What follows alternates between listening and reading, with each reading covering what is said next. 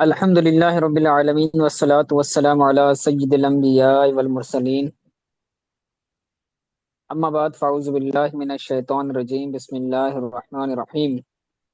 اللہ کے فضل سے ہمارا اصول شاشی کے اسباق کا سلسلہ جاری و ساری ہے اور ہم ادا و قضا کے بارے میں پڑھ رہے ہیں۔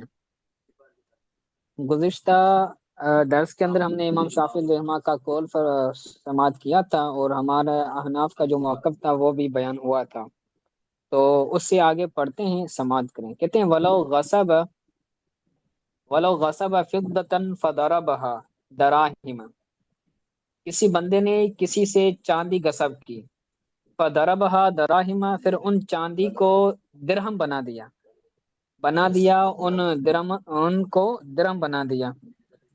یعنی جو درہم ہوتے ہیں وہ چاندی سے بنتے ہیں نا، چاندی ایک خالص جو ہے وہ دھات ہوتی ہے، پھر اس کو سکے کے اندر جو ہے وہ تبدیل کیا جاتا ہے تو وہ درہم بن جاتا ہے۔ تو اس نے چاندی کسی سے غصب کی تھی، فضربها دراہم، پھر اس چاندی سے اس نے درہم بنا لیے۔ او تبرن فاتخذها دنانیرا، یا پھر اس نے سونا کسی سے غصب کیا تھا اور فتخذها دنانیرا، پھر اس سونے سے اس نے دینار بنا دیے۔ ایک دینار ہوتے تھے پہلے دور کے اندر، دوسرے درہم ہوتے تھے۔ تو جو درہم ہوتے تھے وہ چاندی کے ہوتے تھے اور جو دینار ہوتے تھے وہ سونے کے ہوتے تھے۔ تو خالص اس نے چاندی لی اور اس سے درہم بنا لیے، یا پھر اس سے خالص سونا لیا اور اس کے دینار بنا لیے۔ تابرن سرتاجی سونے کو تو بولتے ہیں؟ جی تبرن سونے کو بولتے ہیں، خالص سونا۔ جی ہے۔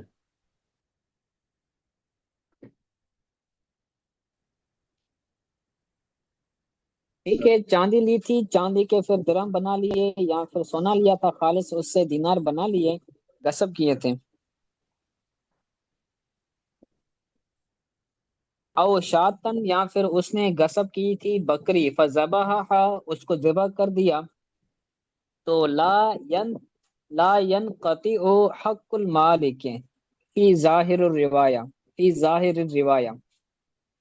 بکری غصب کی تھی پھر بکری کو ذبح کر لیا تو اس سے بھی مالک کا حق جو ہے وہ منقطع نہیں ہوگا، ختم نہیں ہوگا۔ لا ينقطع، منقطع نہیں ہوگا مالک کا حق فی ظاہر الروایہ، ظاہر الروایہ ایک کتاب ہے جو کہ امام محمد علیہ رحمہ کی ہے۔ ظاہر الروایہ کتابوں کو بولا جاتا ہے جو امام محمد کی 6 کتابیں تھیں غالباً، تو ان کے اندر یہ مسئلہ ہے کہ مالک کا حق ساکت نہیں ہوگا۔ امام شافعی رحمہ کے نزدیک جو ہے وہ وہی نقصان پورا کیا جائے گا، اور امام احناف کے نزدیک جو ہے وہ قیمت دی جائے گی۔ بہرحال حق جو ہے وہ ساکت نہیں ہوگا۔ وَكَذَلِكَ لَوْ غَصَبَ قُطْنًا فَغَزَلَهُ أَوْ غَزْلًا فَنَسَجَهُ لَا يَنْقَطِعُ حَقُّ الْمَالِكِ فِي ظَاهِرِ الرِّوَایَةِ وَكَذَلِكَ لَوْ غَصَبَ قُطْنًا، اسی طرح اگر اس نے روئی غصب کی، روئی جس سے کپڑے بنتے ہیں، تو اگر اس نے روئی جو ہے وہ غصب کر لی، فغزلها، پھر اس کو اس کا کپڑا بنا دیا، او غزلا فنسجه، یا پھر اس نے کپڑا جو ہے وہ سینا تو اس کو جو ہے وہ کھول دیا، اس کے دھاگے بنا دیے۔ ٹھیک ہے، تو لا ينقطع حق المالک فی ظاہر روایہ، تو ظاہر روایہ کے اندر ہے کہ مالک کا حق منقطع نہیں ہوگا۔ ٹھیک ہے، یہ دونوں مسئلے سمجھ آگئے؟ جی۔ آگے کہتے ہیں وَيَتَفَرَّعُ مِنْ هَذِهِ الْمَسْأَلَةِ الْمَضْمُومَنَاتِ، اس مضمونہ مسئلے پر چند مسائل متفرع ہوتے ہیں، یتفرع متفرع ہوتے ہیں، نکلتے ہیں اس مضمونات مسئلے پر۔ مضمونات کا مطلب ہے زمان والا۔ امام شافعی رحمہ کے نزدیک عدد دینا لازم ہے کہ اگر بکری ذبح کر بکری چھین لیتا ہے اور کوئی نقصان کر دیتا ہے تو بکری بھی واپس کرے گا، اور جتنا اس نے نقصان کیا ہے اس کا نقصان بھی بھرے گا، اور ہمارے نزدیک جو ہے وہ اس کا معاوضہ دیا جائے گا۔ بکری ہے اور اس کو ذبح کر دیا ہے تو اس کی قیمت جو ہے وہ دی جائے گی، ٹھیک ہے۔ تو کہتے ہیں ولیزا، اس مسئلے پر امام شافعی کے نزدیک ضمان دینا ہے اور ہمارے نزدیک معاوضہ دینا ہے، وہ بھی بطور ضمان۔ تو کہتے ہیں ولیزا قال لو ظہر العبد المغصوب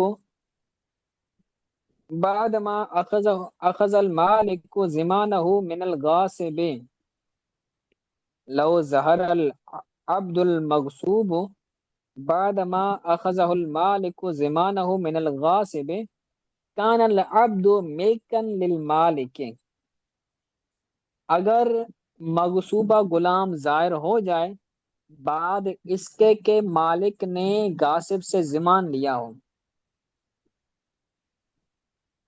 کیا تھا مسئلہ؟ یہ تھا کہ ایک بندے نے غلام کو غصب کیا تھا، پھر وہ غاصب کے پاس ہی تھا کہ غاصب سے وہ جو غلام تھا وہ گم ہو گیا، غاصب سے وہ غلام گم ہو گیا، کہیں بھاگ گیا۔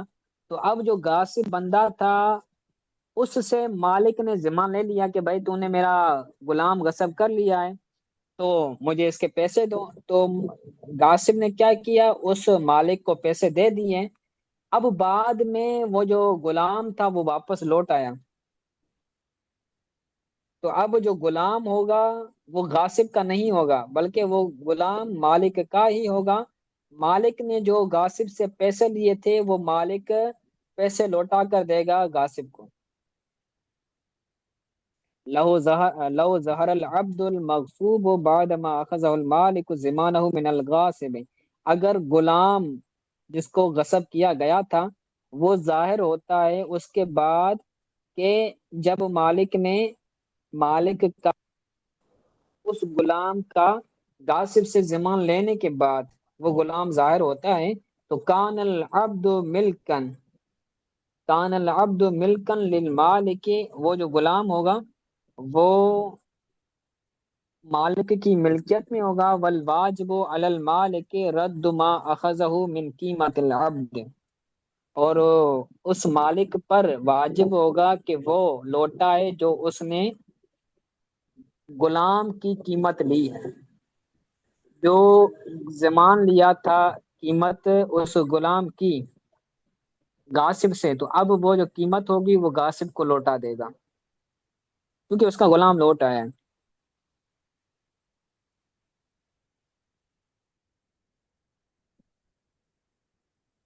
ٹھیک ہے، یہ سمجھ آیا؟ جی صاحب، الحمدللہ۔ اس کے بعد کہتے ہیں وَأَمَّا الْقَضَاءُ فَنَوْعَانِ كَامِلٌ وَكَاسِرٌ، اس کے بعد قضا کی قسمیں بیان کرتے ہیں کہ قضا کی دو قسمیں، ادا کی بھی دو قسمیں تھی، کامل قاصر، ادائے کامل ادائے قاصر، اسی طرح قضا کی بھی دو قسمیں ہیں، قضائے کامل قضائے قاصر۔ کہتے ہیں فَالْكَامِلُ مِنْهُ تسلیم مثل الواجب صورتاً ومعنًا، فالکامل منہ تسلیم مثل الواجب صورتاً ومعنًا، تعریف بیان کر رہے ہیں قضائے کامل کی، کہ قضائے کامل سے یہ ہے کہ واجب کی مثل سپرد کرنا، چاہے صورتاً ہو، صورتاً اور معنن، یعنی ایسی چیز ہے کہ جس کا لوٹانا واجب ہے مالک کی طرف، تو اسی کی مثل چیز وہ صورتاً بھی ہو مانن بھی ویسی ہی ہو، لیکن ہو مثل، ادا کے اندر کیا تھا، عین واجب تھا، قضا کے اندر مثل واجب ہے، تو مثل واجب ہو لیکن صورتاً بھی واجب کے مثل ہو مانن بھی واجب کے مثل ہو، تو یہ قضاء کامل ہوگی۔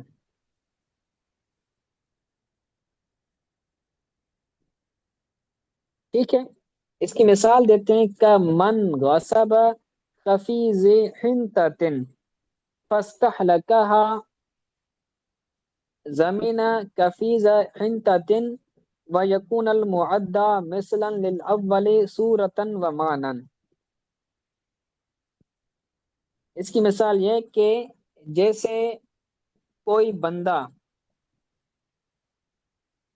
گندم کی ایک بوری غصب کرے، کہ من غصب کفیز حنتتن، گندم کی ایک بوری کسی بندے نے غصب کی، فاستحلقہا، پھر وہ اس سے ہلاک ہو گئی یا اس نے خود ہلاک کر دیا. فاستحلقہا، وہ ہلاک ہو گئی یا اس نے خود ہلاک کر لیا. تو ضامن کفیز حنتتن، تو وہ بھی وہ ضامن ہوگا گندم کی بوری دینے کا، اور جو ادا کرے گا وہ یقون المعدہ، جو ادا کیا جائے گا تو وہ مثل جو پہلے اس نے غصب کی تھی، تو اس کے لیے یہ صورتن بھی مثل ہوگی اور مانن بھی مثل ہوگی. مثلا للاول، جو ہلاک ہوئی تھی پہلے والی بوری گندم کی، تو یہ اس کے مثل ہوگی صورتن بھی اور مانن بھی. استاد جی غصب فعل ہے، جی غصب فعل ہے. کفیزا زو ہے، کفیزہ ہے یہ مفعول ہے کیا؟ مفعول بھی، مفعول بھی بنے گا اور مضاف بنے گا. جی صحیح ہے. اس کا مطلب بوری ہے، گندم کی بوری. جی جی، کفیز کا مطلب ہے بوری.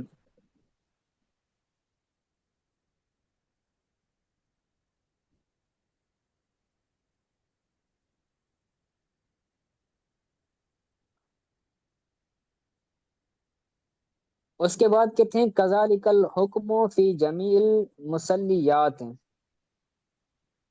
اسی طرح حکم تمام مسلیات میں ہے. یعنی تین طرح کے پیمانے ہوتے ہیں. ایک موزونی پیمانہ ہوتا ہے جس کے ذریعے جو ہے وہ تولا جاتا ہے، وزن کیا جاتا ہے.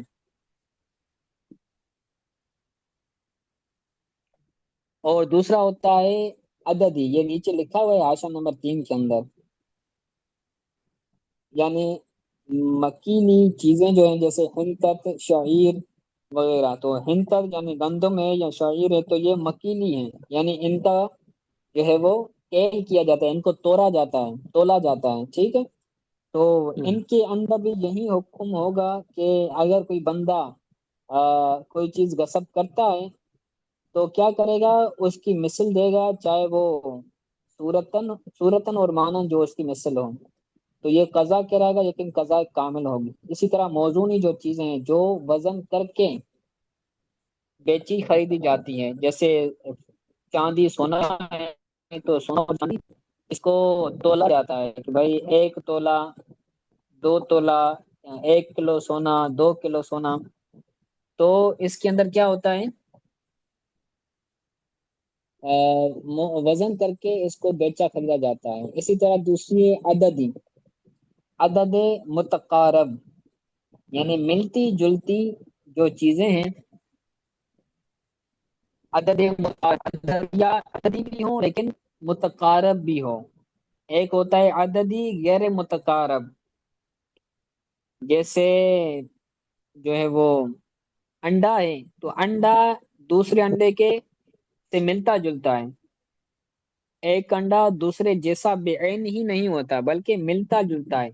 عددی ہوتا ہے اس کو شمار کیا جاتا ہے، 2 انڈے، 3 انڈے، 4 انڈے.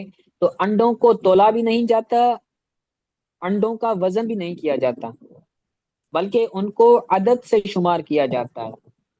لیکن عددی بھی ہو، متقارب بھی ہو. ٹھیک ہے. تو یہ 3 چیزیں تھی، ایک مکیلی چیز، ایک موزونی چیز، تیسری تھی عددی چیز لیکن عددی وہ جو متقارب ہو.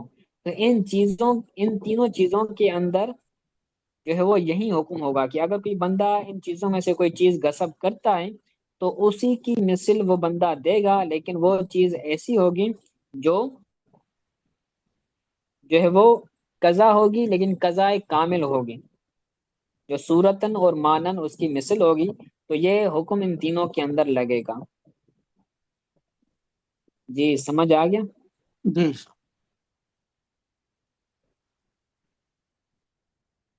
چلیں قاصر کی مثال طالب بھی پڑھ لیتے ہیں. کہتے ہیں وَأَمَّا الْقَاصِرُ فَهُوَ مَا لَا يُمَاثِلُ الْوَاجِبَ صُورَةً وَيُمَاثِلُ مَعْنًى. وَأَمَّا الْقَاصِرُ فَهُوَ مَا لَا يُمَاثِلُ الْوَاجِبَ صُورَةً وَيُمَاثِلُ مَعْنًى. بہرحال قاصر، قضائے قاصر وہ ہے کہ جو واجب کے ساتھ صورتاً مماثلت نہ رکھتی ہو.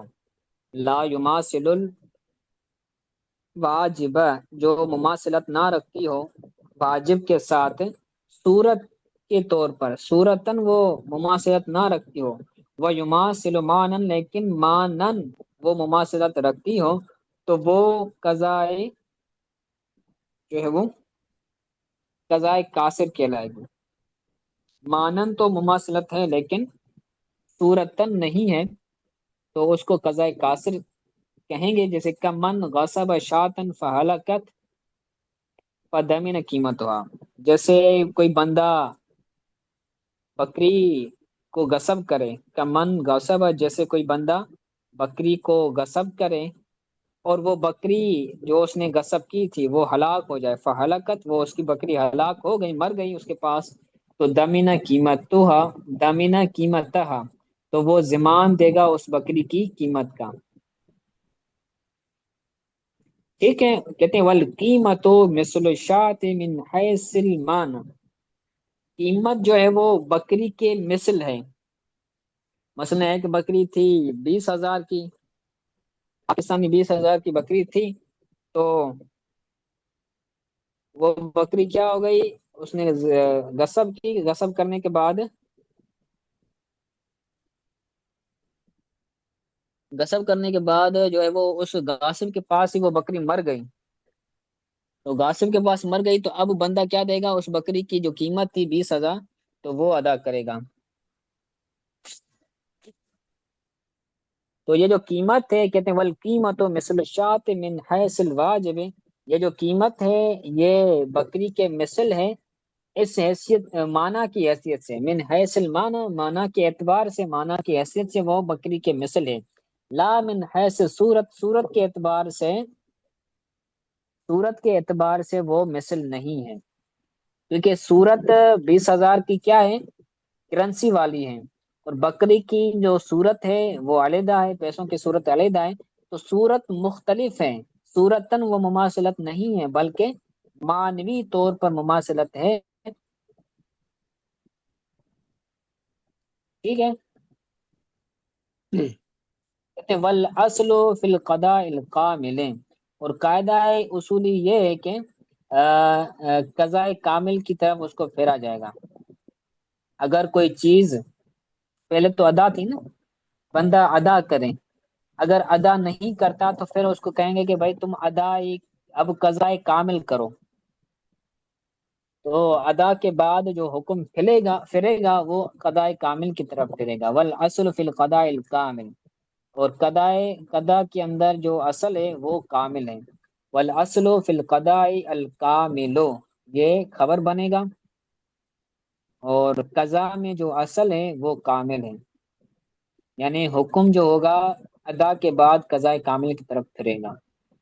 ٹھیک ہے. آج کے لیے اتنا سبق کافی ہے. آج کے سبق کے حوالے سے اگر کوئی بات سمجھ نہیں آئی تو پوچھ لیں.